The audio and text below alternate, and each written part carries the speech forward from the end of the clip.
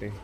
हे gas barbecue आहे. ही special coil आहे डिझाईन केलेली. याच्या आपल्या गॅसची जी निळी आहे ती पूर्ण निखाऱ्यासारखी लाल होते. ही गॅसची फ्लेम आहे तुम्हाला फक्त मध्यभागी लागणार, इथे बाजूला नाही लागणार.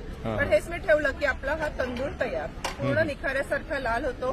इथपर्यंत तुम्हाला ह्याची धग मिळते. त्याच्या आतमध्ये डायरेक्ट कांदे भाजा, टोमॅटो भाजा, टोमॅटो भाजून त्याचं सूप आहे, चटणी आहे, बनवा प्युरी बनवा. कांदे आपण गावी जसे अख्खे कांदे भाजून त्याचं वाटण करतो अगदी तशा प्रकारे तुम्हाला इथे कांदे भाजता येतात. त्याच्यावर रताळं भाजता येतं तुम्हाला. जसं आपण निखाऱ्यावरती भाजतो ना तीच चव तुम्हाला इथे मिळणार. याच्या सोबत अशा 30 स्क्यूअर दिलेले आहेत. ह्यात तुम्ही मॅरिनेट करून पनीरचे चिकनचे पीसेस लावा. एक लेग पीस तुम्ही इथे आरामात बनवू शकता. थोडंसं पलटलं वरून ब्रशनी बटर लावलं तर मस्त त्याला स्मोकी फ्लेवर पण येतो. अशा प्रकारे तुम्ही इथे तंदूर करू शकता.